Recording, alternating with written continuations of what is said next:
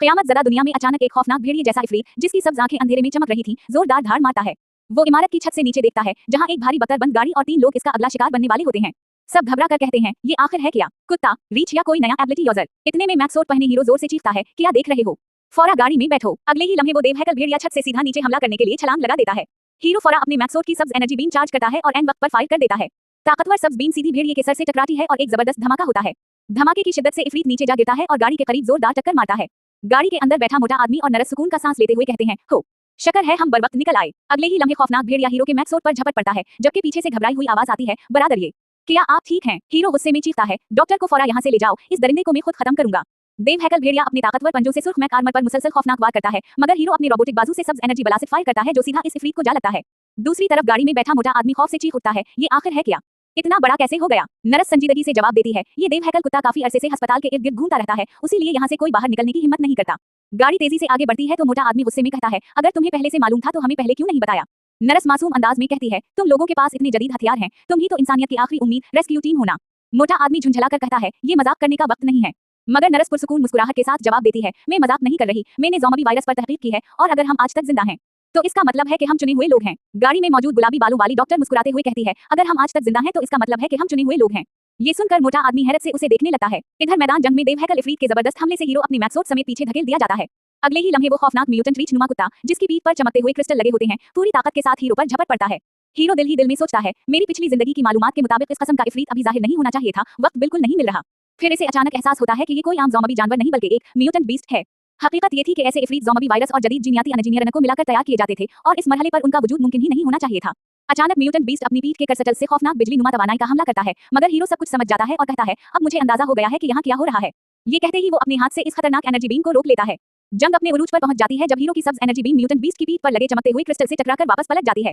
हमला नाकाम होते ही इफरीत मजीद गुस्से में आ जाता है, इसकी सब्ज आंखें और क्रिस्टल पहले से ज्यादा शिद्दत से चमकने लगते हैं। हीरो फौरा समझ जाता है और कहता है, जैसा मैंने सोचा था, ये मेरी एनर्जी बीम को मुनकिस कर सकता है। अगले ही लम्हे म्यूटेंट बीस्ट बिजली जैसी रफ्तार से हमला करने के लिए लपकता है और अपने सुर्ख चमकते पंजों से मैक्स सूट पर जानलेवा वार करता है। लेकिन हीरो अपने मैक्स सूट के ताकतवर पंजों से इसके क्रिस्टल नुमा बलीद को मजबूती से रोक लेता है। फिर जोर से ललकारता है और पूरी ताकत के साथ इसकी पीठ में जड़ा हुआ एक क्रिस्टल उखाड़ने लगता है। हीरो मुस्कुराते हुए कहता है, अरे जरा फरमानबरदार बन जाओ, जैसे वो किसी जिद्दी पालतू जानवर को काबू कर रहा हो। अगले ही लम्हे वो एक जबरदस्त झटके से क्रिस्टल जड़ से निकाल देता है। म्यूटेंट बीस्ट दर्द से खौफनाक चीख मारता है और इसके जिस्म से खून हर तरफ बिखर जाता है। अब जंग का पांसा पलट चुका था। हीरो अपने देवहैकल मैक्स सूट के ताकतवर कदम से म्यूटेंट बीस्ट को जमीन पर बुरी तरह दबा देता है, मगर वो इफरीत शिकस्त मानने के लिए तैयार नहीं होता। इसकी सब आंखें मजीद खौफनाक अंदाज में चमकने लगती हैं और उसके जिस्म से बिजली की चिंगारियां फूटने लगती हैं। अगले ही लम्हे वो अपने करसटल से बिजली का हौलनाक तूफान छोड़ देता है, जिससे पूरा मैदान बिजली से भर जाता है। लेकिन हीरो अपनी मैक्स सूट के मजबूत बाजू से इस हमले को आसानी से रोक लेता है और पुरइत्माद लहजे में कहता है, ये हमला मेरे लिए बेकार है। फिर वो शैतानी मुस्कुराहट के साथ कहता है, अब मेरी बारी है। उसी लम्हे इसके मैक्स सूट के पीछे सब्ज एनर्जी भड़क उठती है और इसकी मठियों में जबरदस्त ताकत जमा होने लगती है। ग्रीन थरस्टर्स की मदद से हीरो हवा में बुलंद छलांग लगाता है और म्यूटेंट बीस्ट के एंड ऊपर पहुंच जाता है। फिर आसमान से बिजली की रफ्तार से नीचे आकर अपनी सब तवानाई से भरपूर लात और ताकतवर घूंसा सीधा इफरीत के सर पर दे मारता है। आखिर में वो दांत पैसते हुए अपनी पूरी ताकत एक आखिरी फैसला किन मक्के में जमा करता है, ताकि इस खतरनाक म्यूटेंट बीस्ट का हमेशा के लिए खात्मा कर सके। फैसला किन लम्हा आ पहुंचता है। हीरो अपने मैक्स सूट की ताकतवर मुट्ठी में सब्ज बिजली समेट कर म्यूटेंट बीस्ट के जिस्म पर जोरदार घूंसा मारता है। अगले ही लम्हे इसके फौलादी पंजा इफरीत के जिस्म को चीर डालते हैं और हर तरफ खून बिखर जाता है। हीरो गुस्से और मुकम्मल तवज्जो के साथ अपनी सारी ताकत लगाकर इस खौफनाक म्यूटेंट बीस्ट को दरमियान से फाड़ देता है। उसी दौरान उसके जिस्म के अंदर से एक अजीब सब्ज रोशनी में चमकता हुआ गोल क्रिस्टल नुमा अज़ू निकलता है, जो उसके दिल की तरह धड़कता महसूस होता है। हीरो इफरीत की लाश को अपने कदमों तले रूंधते हुए वो कीमती कौर उसके जिस्म से बाहर खींच लेता है। फिर वो अपने सुर्ख मैक्स सूट के खून आलूद हाथ में वो चमकता हुआ कौर थामे फातेह की तरह खड़ा हो जाता है। तब मालूम होता है कि ये दरअसल बीस्ट कौर है, यानी म्यूटेंट बनने के बाद वजूद में आने वाला इंतहाई कीमती ब्लैक गोल्ड।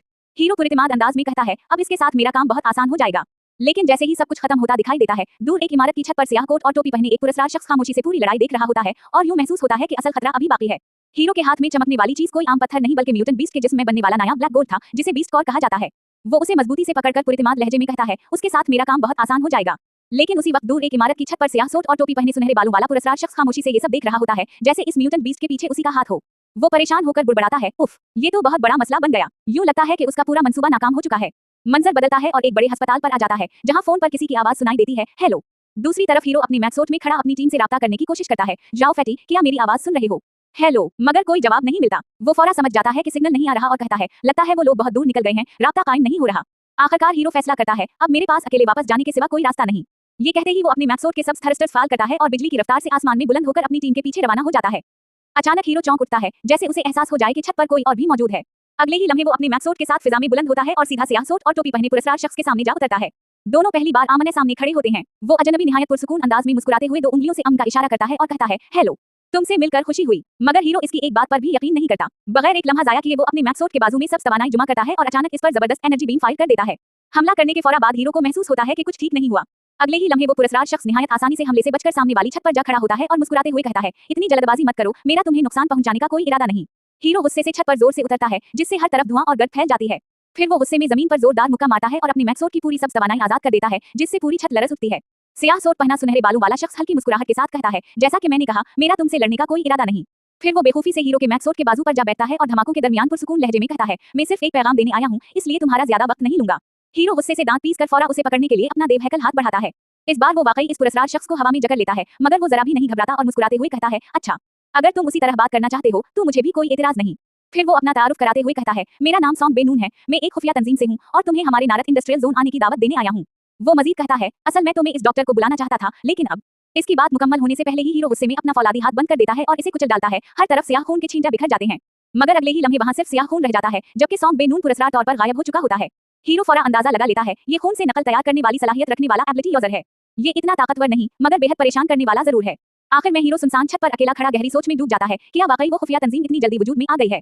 मैं ऐसा सोचना नहीं चाहता, मगर अब बदतरीन हालात के लिए खुद को तैयार करना ही होगा।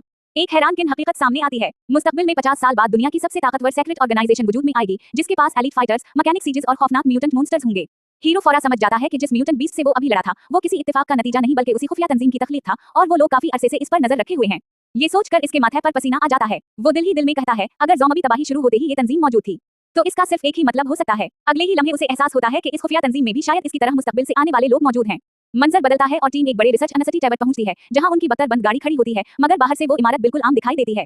गुलाबी बालों वाली डॉक्टर हैरत से कहती है, ओह, यही रिसर्च अनसिटी टैबर है, बाहर से तो बिल्कुल आम लग रहा है, क्या वाकई यही वो गाड़ियां और मैक्सोटस बनाए गए थे। फिर वो मुस्कुराते हुए मोटे दोस्त से कहती है, बरादर, ये ने तुम्हें कुछ नहीं बताया, फिर भी तुम हमारे साथ आ गए, वाकई तुम्हारा दिल बहुत बड़ा है। मोटा दोस्त हंसते हुए जवाब देता है, मेरी नजर बहुत तेज है। डॉक्टर शरारती अंदाज में एक भारी जार इसके हाथ में देते हुए कहती है, अच्छा, अब ये सब भी तुम ही उठाओ, शुक्रिया। मोटा दोस्त लंबी सांस लेकर कहता है, चलो, यूएल की खातिर ये भी कर लेता हूँ।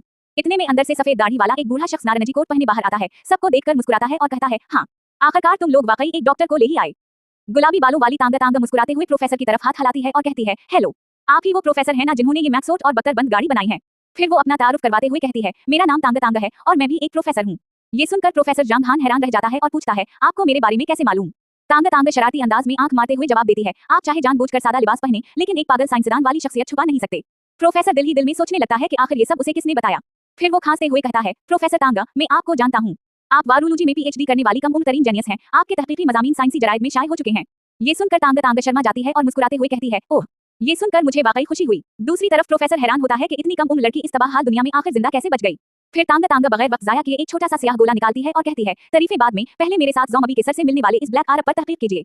जैसे ही वो बताती है कि उसी चीज से ऐसा हैरत अंगेज मैक्सोट बनाया जा सकता है, प्रोफेसर चौंक कर चीख उठता है, क्या तुम्हारे पास ब्लैक गोल्ड है। तांगा हैरत से पूछती है, ओह, तो उसका नाम ब्लैक गोल्ड है, क्या ये नाम आपने रखा है। प्रोफेसर एक लम्हे के लिए खामोश रह जाता है, इसके जहन में ख्यालात का तूफान चलने लगता है, मैं क्या करूं, क्या इसे सच बता दूं कि मैं असल मुजिद नहीं हूं। लगता है उसे भी ब्लैक गोल्ड के बारे में ज्यादा मालूमात नहीं, और ये बेबी अपने सारे राज नहीं बताता। शायद प्रोफेसर तांगा के साथ मिलकर तहकीक करना ही बेहतर होगा। प्रोफेसर जांगहान दिल ही दिल में सोचता है, ये बेने तो मुझे ब्लैक गोल्ड के सारे राज कभी नहीं बताए, बेहतर है कि अब प्रोफेसर तांगा के साथ मिलकर तहकीक करूं। फिर वो मुस्कुराते हुए कहता है, अगर तुम ब्लैक गोल्ड पर तहकीक करना चाहती हो तो मेरे साथ खुशामदीद, मैंने हाल ही में कुछ नई दरियाफ्तें भी की हैं। ये सुनते ही तांगा खुशी से उछल पड़ती है और हंसते हुए अपनी रजामंदी जाहिर करती है। मगर अगले ही लम्हे प्रोफेसर शरारती मुस्कुराहट के साथ कहता है, लेकिन पहले तुम्हें मेरी एक मदद करनी होगी। मंजर बदलता है और एक खामोश अस्पताल के कमरे की तरफ जाता है, जहां 3 बिस्तरे लगे होते हैं और हर तरफ अजीब सी खामोशी छाई होती है। अंदर एक छोटी स्याह बालों वाली बच्ची बेहोश हालत में लेटी होती है, उसके जिस्म से मुख्तलिफ तिब्बी मशीनें जुड़ी होती हैं। तांगा फाइल हाथ में लिए उसका बगौर मुआयना करती है। चंद लम्हे बाद वो गहरी सोच में हम कहती है तो पीछे खड़ा प्रोफेसर बेचैनी से पूछता है, क्या हाल है प्रोफेसर तांगा। तांगा एक लंबी सांस लेकर अपना मासिक नीचे करती है और इसके चेहरे पर संजीदगी छा जाती है। फिर वो सीधा सवाल करती है, ये बच्ची आपकी पोती है। प्रोफेसर आहिस्ता से जवाब देता है, नहीं, मगर ये मेरे लिए पोती जैसी ही है। तांगा 3 उंगलियां उठाकर मानीखेज अंदाज में कहती है, फिलहाल मैं सिर्फ इतना ही बता सकती हूँ।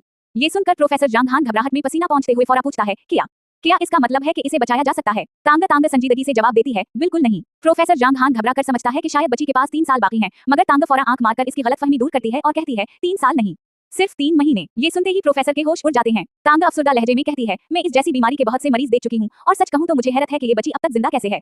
वो मजीद बताती है, उसका जिस्म अब मजीद केमोथेरापी बर्दाश्त नहीं कर सकता और इसके अंदर मौजूद गैर मामूली वायरस की वजह से आम तरीके से ट्यूमर का इलाज भी मुमकिन नहीं। ये सुनकर प्रोफेसर जांगहान का दिल टूट जाता है और वो बेबसी से कहता है, आखिर अब हम क्या करें। चंद लम्हों बाद तांगा उम्मीद की एक किरण दिखाते हुए अपने हाथ में मौजूद चमकता हवा ब्लैक गोल्ड उठाती है और कहती है, मगर अगर हम इसका इस्तेमाल करें तो शायद एक रास्ता निकल आए।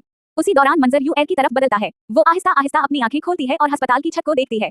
चंद लम्हों बाद वो पूरी तरह होश में आ जाती है। बीमारी के बावजूद इसकी सुनहरी आंखें हल्की सी चमक रही होती हैं। दरवाजे के बाहर खड़ा प्रोफेसर बात का सिर्फ एक हिस्सा सुनता है और घबरा कर चीख उठता है, क्या तुम कहना चाहती हो कि यूएल को ये मोती खिला दिया जाए? तांगा तांगा हैरान होकर फौरा जवाब देती है, क्या आप क्या कह रहे हैं? इस तरह का क्रिस्टल कोई खा ही नहीं सकता। तांगा तांगा सुकून से समझाती है, इस ब्लैक गोल्ड को खाया नहीं जा सकता। मेरा मंसूबा यह है कि उसी से एक नई दवा तैयार की जाए जो जिस्म के लिए मुतबादिल इलाज का काम करे। प्रोफेसर जांग हान बेचैनी से पूछता है, क्या ये वाकई कामयाब हो सकता है? तांगा अपने तजुर्बात के नताइज बताते हुए कहती है, मेरी तहकीक के मुताबिक मखसूस हालात में ब्लैक गोल्ड फाल हो जाता है, गैर मामूली तवानाई खारिज करता है, इर्द गिर्द के खूलियों को दोबारा जिंदा करता है और नए खलिए बनने में मदद देता है। ये सुनकर प्रोफेसर घबरा कर कहता है, ये तो बिल्कुल उन एबिलिटी यूजर्स जैसा है जिन्होंने ब्लैक गोल्ड खाकर ताकत हासिल की थी। मैं यूएल के साथ ऐसा खतरा मोल नहीं ले सकता। तांगा हैरान होकर पूछती है, एबिलिटी यूजर? आखिर कौन इतना बेवकूफ होगा जो उसे सीधा खा ले? प्रोफेसर जवाब देता है, मैंने अपनी आंखों से ऐसे लोग देखे हैं जिन्होंने ब्लैक गोल्ड खाया और गैर मामूली ताकतें हासिल कर लें। ये सुनकर तांगा की दिलचस्पी और बढ़ जाती है। वो कहती है, ये तो मेरे लिए बिल्कुल नई मालूमात हैं, मुझे सब कुछ तफसील से बताइए। लेकिन बगैर तहकीक के इस तवानाई को जिस्म में दाखिल करना इंतहाई खतरनाक है, उसका नतीजा अचानक मौत के सिवा कुछ भी हो सकता है। फिर वो संजीदगी से फैसला सुनाती है, अब हमारा अगला मकसद यही होगा। मैं जितनी जल्दी मुमकिन हो सके दवा तैयार करने की कोशिश करूंगी, मगर उसके लिए मुझे प्रोफेसर जांग की मदद चाहिए। यूएल को बेहोश देखकर प्रोफेसर परेशानी से कहता है, बस एहतियात करना, मैं यूएल को किसी इफरीत में बदलते नहीं देख सकता। तांगा मजबूत लहजे में जवाब देती है, हमारे पास वक्त बहुत कम है, अब हमारे पास कोई दूसरा रास्ता नहीं। उसी दौरान एक शीशे के बर्तन में रखा स्याह धुएं जैसा ट्यूमर दिखाई देता है, जिसे कोई एहतियात से छूता है। दूसरी तरफ जाओ फैटी माथे का पसीना साफ करते हुए सुकून का सांस लेता है और कहता है, हो आखिरकार सारे नमूने मुंतकिल करने का काम मुकम्मल हो गया। जाओ फैटी लेबोरेटरी में रखे ज़ॉम्बी के हाथों से भरे शीशे के जार देखकर हैरानी से कहता है, आखिर ये अजीब चीजें इतनी कीमती क्यों हैं? इतने में तांगा तांगा मुस्कुराते हुए आती है और खुशी से कहती है, बरादर फैटी, तुमने बहुत अच्छा काम किया। वो हंसते हुए जवाब देता है, तुम लोगों की वजह से ही मुझे प्रोफेसर जांग से मिलने का मौका मिला। फिर वो अचानक संजीदा होकर पूछता है, डॉक्टर तांगा, क्या यूएल की बीमारी वाकई ठीक हो सकती है? तांगा पूरे एतमाद से जवाब देती है, अगर कोई गैरमुतुका मसला पेश ना आया तो उसके बचने के इम्कानात बहुत ज्यादा हैं। ये सुनकर जाओ फैटी इत्मीनान का सांस लेता है और कहता है, बस यही काफी है, अब मुझे फौरा जाकर बरादर ये की खबर लेनी चाहिए। तांगा इसे जाते हुए देखकर दिल ही दिल में सोचती है, ये वाकई एक काबिल एतमाद इंसान लगता है, सब ठीक ही होगा। फिर इसे अचानक याद आता है और वो पूछती है, वैसे प्रोफेसर जांग ने बताया था कि तुम लोग इस बच्ची के वालिद को ढूंढने गए थे, है ना? जाओ फैटी इस बात में सर हिलाता है। तांगा नरम मुस्कुराहट के साथ दरखास्त करती है, अगर मुमकिन हो तो इन्हें खैरियत से वापस ले आइए, उनकी मौजूदगी नन्ही यूएल के इलाज में बहुत मददगार साबित होगी। मंजर बदलता है, नीले आसमान में तेज धूप चमक रही होती है और मौसम बिल्कुल साफ होता है। उसी दौरान हीरो ये अपनी भारी मैक्सोट के साथ एक इमारत की छत पर उतरता है। इसके फौलादी कदमों की आवाज पूरे माहौल में गूंजती है। शदीद गर्मी और मुसलसल लड़ाई की थकन से पसीने में भीगा हीरो लंबी सांस लेते हुए कहता है, हो आज तो बहुत ज्यादा गर्मी है। ये अपने ताकतवर मैक्सोट के साथ इमारत की खिड़की का शीशा तोड़ते हुए अंदर दाखिल होता है। अगले ही लम्हे वो जोरदार धमाके के साथ जमीन पर उतरता है और टूटे हुए शीशे के टुकड़े हर तरफ बिखर जाते हैं। मुसलसल लड़ाई और मैक्सोट की शदीद गर्मी से वो बुरी तरह पसीने में भीगा हवा होता है और थके हुए लहजे में कहता है, ओह। फिर अचानक इसकी नजर सामने पड़ती है और वो हैरान रह जाता है। इमारत के अंदर एक बड़ा स्विमिंग पूल मौजूद होता है, जिसमें ज़ॉम्बियों की लाशें पानी पर तैर रही होती हैं। वो बेख्तियार कहता है, स्विमिंग पूल। हालांकि मुझे तो उस वक्त पानी पीने की शदीद ख्वाहिश हो रही है। इतने में पानी के अंदर से अजीब सी सरसराहट की आवाजें आने लगती हैं। हीरो फौरा चौकस हो जाता है और गहरी नजर से पोल की तरफ देखते हुए कहता है, ये आवाज कैसी है? अगले ही लम्हे पानी के अंदर से एक देवहैकल सियाह टेंटिकल बिजली की रफ्तार से इस पर हमला कर देता है। हीरो चौंक उठता है, मगर एक लम्हा भी जाया नहीं करता। वो फौरा अपने मैक्सोट के सीने में मौजूद एनर्जी कॉर्ड को चार्ज करता है, जिससे पूरा सोट सब्ज रोशनी में चमक उठता है। फिर अपने फौलादी बाजू से एक जबरदस्त सब्ज एनर्जी ब्लास्ट फायर करता है, जिसके धमाके से पोल की टाइलें और इस खौफनाक टेंटिकल के टुकड़े हवा में बिखर जाते हैं। ये बे अपने सुर्ख और सियाह मैक्सोट के साथ छत तोड़ते हुए नीचे आ गिरता है और जबरदस्त धमाके से हर तरफ शीशा और मलबा बिखर जाता है। अचानक स्विमिंग पूल का पानी जोर से उछलता है और इसमें से एक देवहैकल नीला इफरीत अपना खौफनाक जबड़ा खोलकर हीरो पर झपट पड़ता है। हीरो हैरत से चौंक उठता है, मगर संभलने से पहले ही वो इफरीत अपने लंबे और ताकतवर जबड़ों में मैक्सोट को जकड़ लेता है। हीरो गुस्से से चीखता है, लानत हो, एक और इफरीत। फौलादी मैक्सोट इसके नुकीले दांतों में बुरी तरह फंस जाता है, लेकिन हीरो हिम्मत नहीं हारता। वो अपने मैक्सोट के बाजू में सब तवानाई जमा करना शुरू कर देता है ताकि उसी के मुंह के अंदर से हमला कर सके। अगले ही लम्हे वो पूरी ताकत से जोर लगाता है और इफरीत को खुद से दूर धकेल देता है। खौफनाक चीख के साथ वो देवहैकल मखलूक पीछे जा गिरती है, मगर उसके हमले की शिद्दत से हीरो भी दीवार तोड़ता हुआ अंदर जा गिरता है और हर तरफ मलबा बिखर जाता है। गुस्से से भरपूर हीरो अपनी सुर्ख होती आंखों के साथ ललकारता है, कमीने, अब मर जा। ये कहते ही वो अपने फौलादी हाथ से एक जबरदस्त सब्ज एनर्जी बीम फायर करता है। अगले ही लम्हे वो ताकतवर हमला इफरीत से टकराता है, एक खौफनाक धमाका होता है और पूरी जगह सब्ज रोशनी से जगमगा उठती है। हीरो की ताकतवर सब्ज एनर्जी बीम सीधी इफरीत के खौफनाक जबड़े से टकराती है। जबरदस्त धमाके के साथ इसकी आंख बाहर निकल आती है और वो शदीद दर्द से तड़प उठता है। मगर जंग अभी खत्म नहीं हुई थी। अचानक स्विमिंग पूल के पानी में हलचल मचती है और वहां से जलपरी जैसी एक नई खौफनाक मखलूक बाहर आती है। इसके सुर्ख बाल लहरा रहे होते हैं और सब्ज चमकती आंखें किसी खतरनाक राज की निशानदेही कर रही होती हैं। वो हीरो की तरफ देखते ही अपनी आंखों से तेज सब्ज रोशनी खारिज करती है। ये देखकर हीरो हैरत से चीख उठता है, ये क्या? इसके चेहरे पर पसीना नुमाया हो जाता है, क्योंकि वो समझ ही नहीं पाता कि ये नया इफरीत अचानक कहां से आ गया।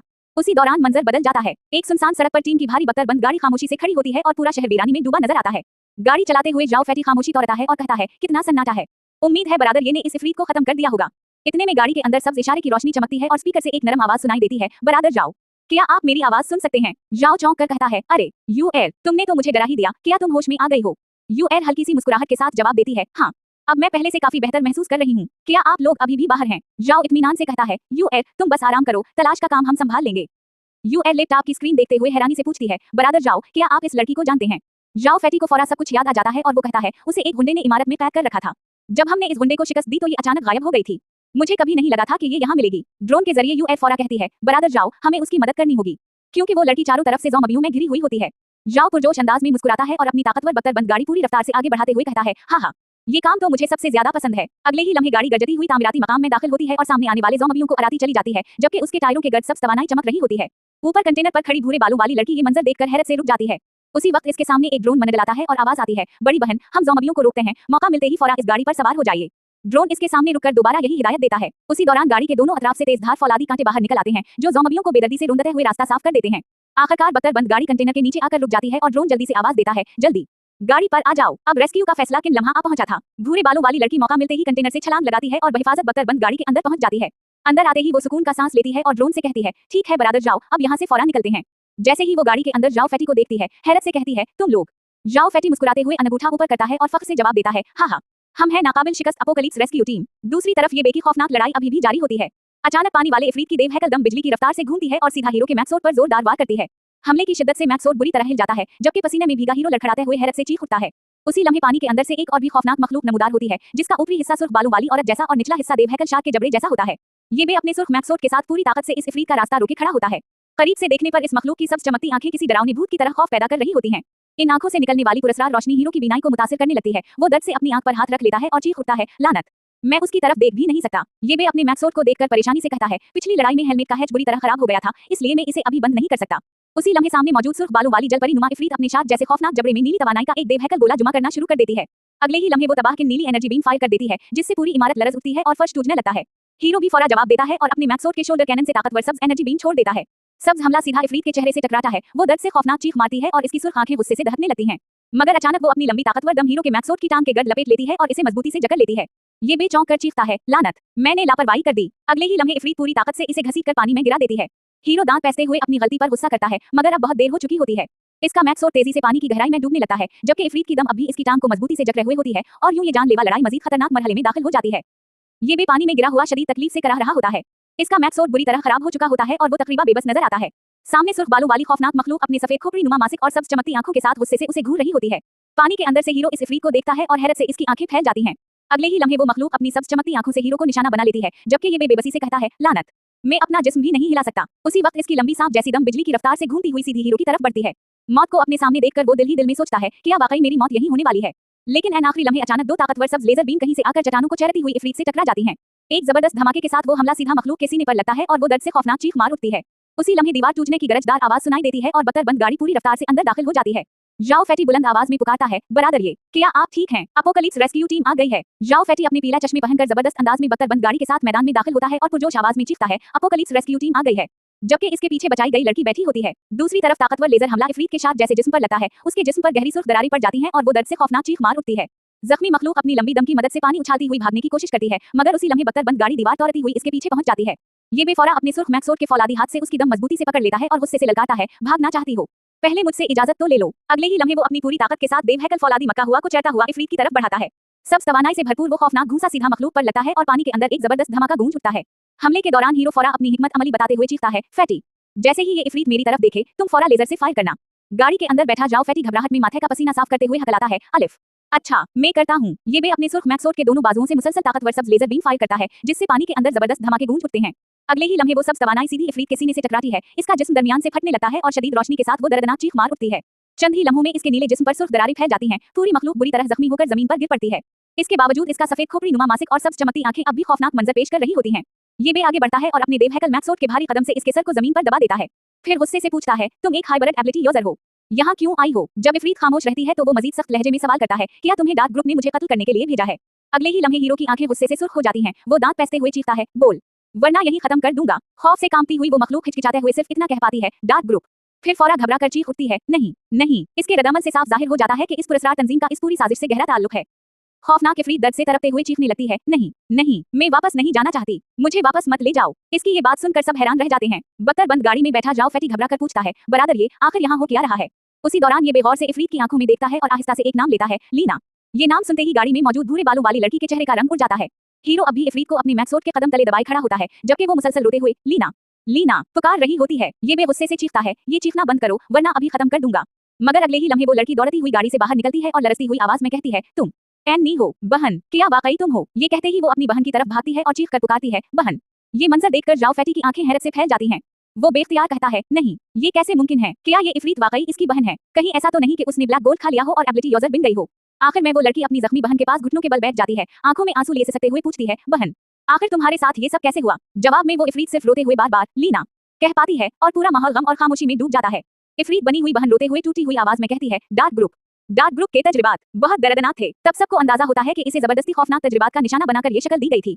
मगर ये बेका दिल नहीं पिघलता। वो अपने मैक्सोट के सब तवानाई से भरे बाजू को चार्ज करते हुए सर्द लहजे में कहता है, बात खत्म हो गई। अब मैं तुम्हें हमेशा के लिए आजाद कर देता हूँ। जैसे ही वो हमला करने लगता है, लीना फौरा अपनी इफरीत बनी बहन के सामने आकर उसे मजबूती से गले लगा लेती है और चीख उठती है, नहीं, प्लीज मत मारो। मुझे नहीं मालूम उसे किसने इफरीत बनाया, मगर ये अब भी मेरी बहन है। उसी लम्हे यूएल का ड्रोन वहां पहुंचता है और इसमें से आवाज आती है, बड़े भाई ये रुक जाइए। ये बेगुस्से से जवाब देता है, यूएल एक तरफ हो जाओ, इस मामले में मदाखलत मत करो। मगर यूएल आंखों में आंसू लिए होलोग्राम पर इल्तिजा करती है, ये दोनों बहनें अभी अभी दोबारा मिली हैं, आप उसे इस तरह नहीं मार सकते। ये बेसंजीदगी से समझाता है, इतनी सादा मत बनो। ये अब एक हाइब्रिड एबिलिटी यूजर बन चुकी है, इसका आम जहन खत्म हो चुका है। ये इंतहाई खतरनाक है, इसे फौरा खत्म करना जरूरी है। दूसरी तरफ लीना अपनी बहन को सीने से लगाए फूट फूट कर रोने लगती है और इसे छोड़ने से इनकार कर देती है।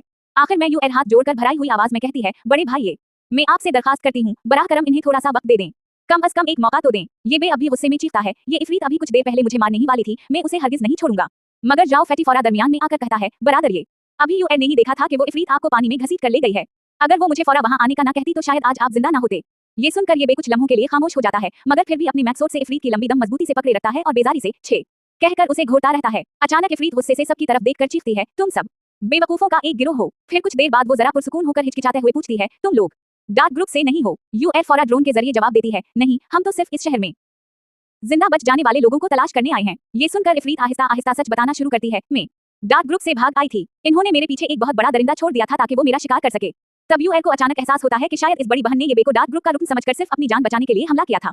इफरीत भी रोते हुए कहती है, मैं बहुत डर गई थी, मेरा किसी को नुकसान पहुंचाने का इरादा नहीं था। आखिर में लीना अपनी बहन का स्याह हाथ मजबूती से थाम लेती है और आंसुओं के साथ कहती है, बहन, बस तुम जिंदा हो, मेरे लिए यही काफी है। दोनों बहनें एक दूसरे से लपट कर रोने लगती हैं और माहौल एक जज्बाती खामोशी में डूब जाता है। यूएल खुशी से मुस्कुराते हुए लैपटॉप के जरिए कहती है, बहुत अच्छा, क्यों ना आप दोनों हमारे साथ चलें। फिर वो ड्रोन के जरिए समझाती है, हमारा रिसर्च इंस्टीट्यूट काफी बड़ा है, वहाँ जगह की भी कोई कमी नहीं और प्रोफेसर अपनी टीम के साथ ज़ॉम्बीज़ पर तहकीक कर रहे हैं। शायद वो बड़ी बहन का इलाज भी ढूंढ लें। ये सुनकर लीना हैरत से पूछती है, क्या वाकई ऐसा मुमकिन है? यूएल मुस्कुराकर जवाब देती है, अगर मैं किसी की मदद कर सकूं तो मुझे भी बहुत खुशी होगी।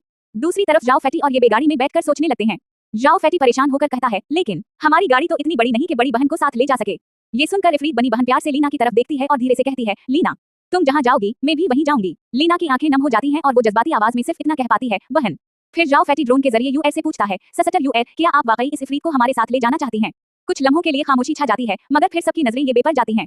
वो पिछली सीट पर सुकून से हाथ सर के पीछे रखकर बैठा होता है, जैसे खामोशी से अपनी रजामंदी दे चुका हो। ये देखकर जाओ फैटी मुस्कुरा देता है और जोश से असचारिंग संभालते हुए कहता है, चूंकि बरादर ये मान गए हैं तो चलते हैं। अगले ही लम्हे उनकी बकर बंद गाड़ी शीशे की दीवार तोड़ती हुई पूरी रफ्तार से बाहर निकल जाती है और यूं एक और खतरनाक मिशन कामयाबी से मुकम्मल हो जाता है। एन्नी अपनी देवहैकल इफरीत वाली शक्ल में बकर बंद गाड़ी के ऊपर ही दौड़ रही होती है। इसकी रफ्तार इतनी हैरत अंगेज होती है कि गाड़ी भी इसका साथ नहीं दे पाती, जबकि यूएल का ड्रोन भी मुसलसल उनके ऊपर परवाज करता रहता है। गाड़ी के अंदर जाओ फैटी असचारिंग मजबूती से पकड़े पसीना साफ करते हुए घबराकर कहता है, ओह, ये इफरीत तो नाकाबिल यकीन रफ्तार से दौड़ रही है। दूसरी तरफ लीना अपनी बहन को मोहब्बत भरी नजरों से देखते हुए आहिस्ता से पुकारती है, एन्नी। चंद लम्हों बाद सब लोग बहिफाजत अपने रिसर्च इंस्टीट्यूट पहुंच जाते हैं, जहां इमारत की छत पर लगा बड़ा सैटेलाइट डिश दूर से ही नजर आ रहा होता है। जैसे ही गाड़ी रुकती है, प्रोफेसर जांगहान और गुलाबी बालों वाली प्रोफेसर तांग बाहर आते हैं, मगर एन्नी की देवहैकल शक्ल देखते ही दोनों हैरत से साकत रह जाते हैं। उनके सामने नीले रंग के बड़े जिस्म, सुर्ख बालों और खौफनाक शक्ल वाली एन्नी खड़ी होती है। प्रोफेसर बेख्तियार हैरत से कहता है, ये आखिर ये क्या है? उसी दौरान ये बेसुकून से अपनी गाड़ी के साथ टेक लगाए आंखें बंद किए खड़ा होता है, जैसे लंबी लड़ाई के बाद आखिरकार उसे आराम का मौका मिला हो। तभी प्रोफेसर जोर से आवाज देता है, ये बे, आखिर ये सब क्या हो रहा है? तुम लोग ये इफरीत कहां से ले आए? और उसी हैरानकिन मंजर के साथ इस हिस्से का इख्तिताम हो जाता है।